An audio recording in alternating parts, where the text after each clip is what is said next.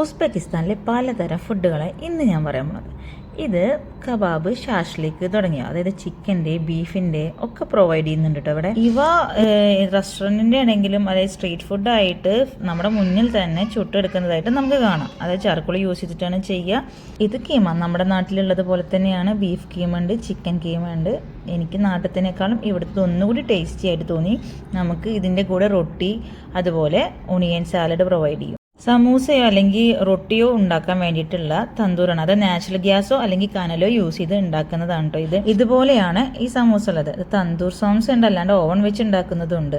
ഇത് പുറം നല്ല ക്രിസ്പി ആയിരിക്കും, ഫ്ലേക്കിയാണ്. ഉള്ളിൽ ബീഫോ അല്ലെങ്കിൽ ചിക്കൻ, അത് ബീഫിൻ്റെ ഷേപ്പ് ഇങ്ങനെയായിരിക്കും. ബീഫ് സോംസയുടെ ഷേപ്പ് സോംസ ആണ് കേട്ടോ പറയുക. ഇത് ബീഫ് സോംസയാണ്. വലിയ മസാലകളൊന്നുമില്ല, പക്ഷെ നല്ല ടേസ്റ്റാണ് ചൂടോടെ കഴിക്കുകയാണെങ്കിൽ. ഇത് ചിക്കൻ സോംസയുടെ ഷേപ്പാണ് കേട്ടോ. ഇതിലും ആ സെയിം മസാലകൾ തന്നെയാണ്. ഓവനിൽ ബേക്ക് ചെയ്തെടുത്ത സോംസ. അതിൻ്റെ ഷേപ്പ് ഇങ്ങനെയാണ്. ഷേപ്പൊക്കെ ഓരോ ഷോപ്സ് അനുസരിച്ചിട്ട് മാറുന്നുണ്ടാവും. പ്രത്യേകിച്ച് ഫില്ലിംഗ് ഒന്നുമില്ല, ബൾക്കായിട്ട് മീറ്റാണ് നമുക്ക് കിട്ടുക. നമ്മുടെ നാട്ടിലെ സമൂസ പോലെ അല്ല കേട്ടോ ഇത്. തന്തൂർ സോംസയുടെ അത്ര ഫ്ലേക്കി ആയിട്ടല്ല കേട്ടോ ഇതിൻ്റെ ഉള്ളിൽ ഉണ്ടാവുക.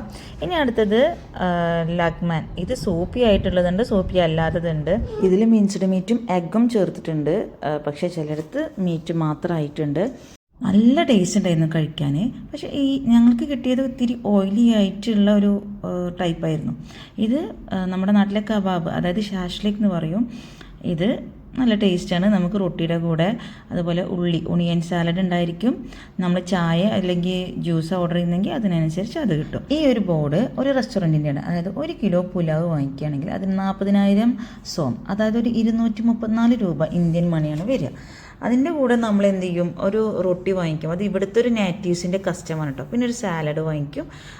ഏത് നട്ടുച്ചയാണെങ്കിലും ചായയും വാങ്ങിക്കും. നമ്മളൊരു 5 പേര് കഴിച്ചാലും ഏകദേശം ഒരു 450 രൂപയെ വരുള്ളൂ. പുലാവുകൾ പലതരങ്ങളുണ്ട്. ബിരിയാണിയുടെ ടേസ്റ്റേ അല്ല, പല വെറൈറ്റി ചായകൾ ഇവിടെ ഉണ്ട്.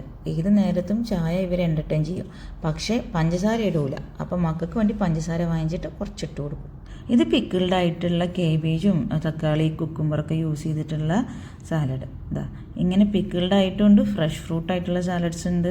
ഇവിടുത്തെ ഷവർമയാണ് കേട്ടോ ഇത്. അതായത് ബർഗറിൻ്റെ കുറച്ച് വലിയ രൂപമാണ്. ഇതിൽ നല്ല ഫില്ലിംഗ് ഉണ്ടാവും. ചീസിയൊക്കെ വാങ്ങിക്കണമെങ്കിൽ നല്ല ടേസ്റ്റാണ്. ചിലത് ഇതിലേറെ വലിയ ഒരു ഷേപ്പിലാണ് ഉണ്ടാവുക കേട്ടോ.